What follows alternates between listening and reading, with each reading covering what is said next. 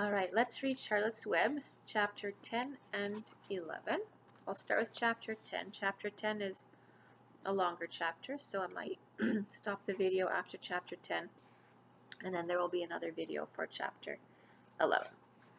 Chapter 10, An Explosion, on page 66. Day after day the spider waited, head down, for an idea to come to her. Hour by hour she sat motionless, deep in thought. Having promised Wilbur that she would save his life, she was determined to keep her promise. Charlotte was naturally patient. She knew from experience that if she waited long enough, a fly would come to her web, and she felt sure that if she thought long enough about Wilbur's problem, an idea would come to her mind. Finally, one morning, toward the middle of July, the idea came. "Why, how perfectly simple," she said to herself. "The way to save Wilbur's life is to play a trick on Zuckerman. If I can fool a bug," thought Charlotte, "I can surely fool a man.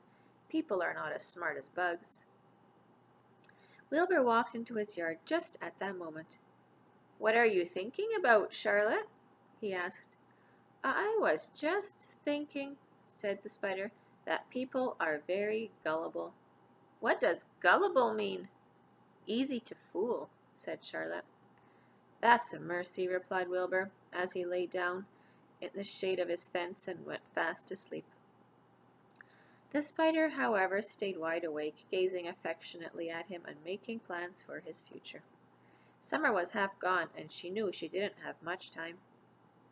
That morning, just as Wilbur fell asleep, Avery Arable wandered into the Zuckerman's front yard, followed by Fern. Avery carried a live frog in his hand. Fern had a crown of daisies in her hair. The children ran for the kitchen. "Just in time for a piece of blueberry pie," said Mrs. Zuckerman. "Look at my frog," said Avery, placing the frog on the drain board and holding out his hand for pie. "Take that thing out of here," said Mrs. Zuckerman. "He's hot," said Fern. "He's almost dead, that frog." "He is not," said Avery. "He lets me scratch him between his eyes." The frog jumped and landed in Mrs. Zuckerman's dishpan full of soapy water. "You're getting your pie on you," said Fern. "Can I look for eggs in the hen house, Aunt Edith? Run outdoors, both of you, and don't bother the hens." "It's getting all over everything," shouted Fern. "His pie is all over his front."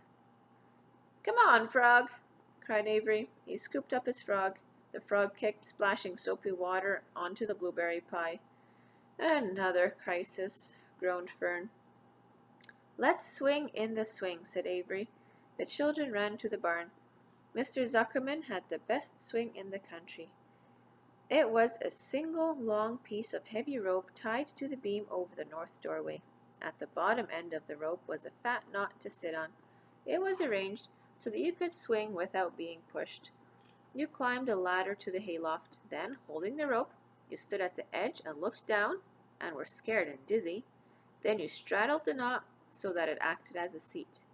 Then you got up all your nerve, took a deep breath, and jumped. For a second you seemed to be falling to the barn floor below. But then suddenly the rope would begin to catch you, and you would sail through the barn door going a mile a minute, with the wind whistling in your hair and your ears and hair, with the wind whistling in your eyes and ears and hair. Then you would zoom upward into the sky and look up at the clouds, and the rope would twist, and you would twist and turn with the rope. Then you would drop down, down, down out of the sky and come sailing back into the barn, almost into the hayloft. Then still out again, not quite so far this time, and then in again, not quite so high, and then out again, then in again, then out, then in, and then you jump off and fall down and let somebody else try it. Mothers for miles around worried about Zuckerman's swing. They feared that some child would fall off, but no child ever did. Children almost always hang on to things tighter than their parents think they will. Avery put the frog in his pocket, climbed to the hayloft. "The last time I swang in this swing, I almost crashed into a barn swallow," he yelled. "Take that frog out," ordered Fern. Avery straddled the rope and jumped. He sailed out through the door, frog and all, and into the sky, frog and all. Then he sailed back into the barn. "Your tongue is purple!" screamed Fern. "So is yours!"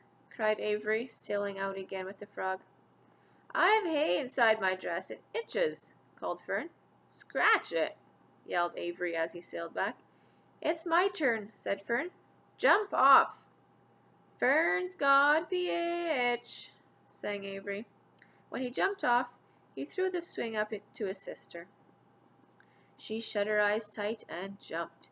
She felt the dizzy drop and then the supporting lift of the swing.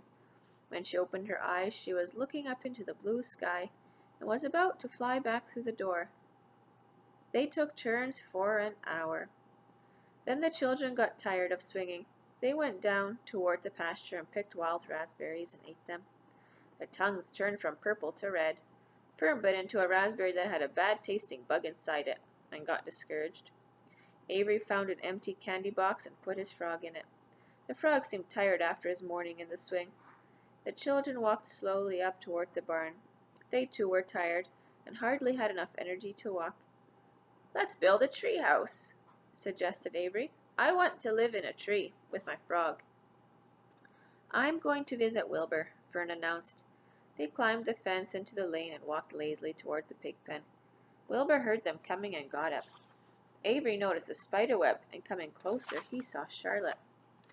"Hey, look at that big spider," he said. "It's tremendous." "Leave it alone," commanded Fern. "You've got a frog. Isn't that enough?" "That's a fine spider, and I'm going to capture it," said Avery. He took the cover off the candy box. Then he picked up a stick. "I'm going to knock that old spider into this box," he said. Wilbur's heart almost stopped when he saw what was going on. This might be the end of Charlotte if that boy succeeded in catching her. "You stop it, Avery!" cried Fern. Avery put one leg over the fence of the pig pen. He was just about to raise his stick to hit Charlotte when he lost his balance. He swayed and toppled and landed on the edge of Wilbur's trough. The trough tipped up and then came down with a slap. The goose egg was right underneath. There was a dull explosion as the egg broke, and then a horrible smell. Fern screamed. Avery jumped to his feet. The air was filled with terrible gases and smells from the rotten egg. Templeton, who had been resting in his home, scuttled away into the barn. "Good night!" screamed Avery. "Good night! What a stink! Let's get out of here." Fern was crying. She held her nose and ran toward the house. Avery ran after her, holding his nose. Charlotte felt greatly relieved to see him go. It had been a narrow escape. Later on that morning, the animals came up from the pasture. The sheep, the lambs, the gander, the goose, and the 7 goslings. There were many complaints about the awful smell, and Wilbur had to tell the story over and over again of how the arable boy had tried to capture Charlotte, and how the smell of the broken egg drove him away just in time. "It was that rotten goose egg that saved Charlotte's life," said Wilbur. The goose was proud of her share in the adventure. "I'm delighted that the egg never hatched," she gabbled. Templeton, of course, was miserable over the loss of his beloved egg, but he couldn't resist boasting. "It pays to save things," he said in his surly voice. "A rat never knows when something is going to come in handy. I never throw anything away."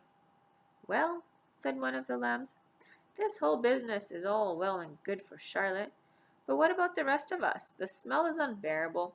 Who wants to live in a barn that is perfumed with rotten egg?"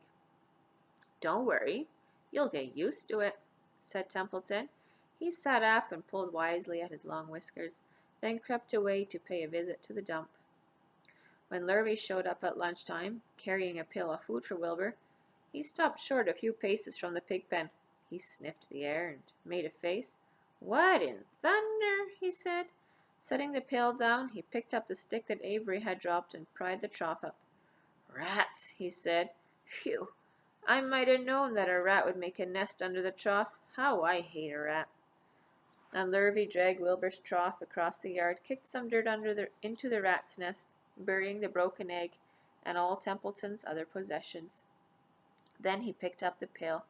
Wilbur stood in the trough, drooling with hunger. Lurvy poured. The slops ran creamily down the pig's eyes and ears. Wilbur grunted. He gulped and sucked and gulped, making swishing and swooshing noises, anxious to get everything at once. It was a delicious meal. Skim milk, wheat middlings, leftover pancakes, half a donut, the rind of a summer squash, 2 pieces of stale toast, a third of a ginger snap, a fish dill, 1 orange peel, several noodles from a noodle soup, the scum off a cup of cocoa, an ancient jelly roll, a strip of paper from the lining of the garbage pail, and a spoonful of raspberry jello. Wilbur ate heartily. He planned to leave half a noodle and a few drops of milk for Templeton. Then he remembered that the rat had been useful in saving Charlotte's life, and that Charlotte was trying to save his life, so he left a whole noodle instead of a half. Now that the broken egg was buried, the air cleared and the barn smelt good again. The afternoon passed and evening came. Shadows lengthened. The cool and kindly breath of the evening entered through the doors and windows. Astride her web, Charlotte sat moodily, eating a horsefly and thinking about the future. After a while she bestirred herself. She descended to the center of the web, and there began to cut some of her lines. She worked slowly but steadily while the other creatures drowsed. None of the others, not even the goose, noticed that she was at work. Deep in his soft bed, Wilbur snoozed. Over in their favorite corner, the goslings whistled a night song. Charlotte tore quite a section out of her web, leaving an open space in the middle. Then she started weaving something to take the place of the threads she had removed. When Templeton got back from the dump around midnight, the spider was still at work. Chapter 11, and we'll begin that in the next video. The Miracle.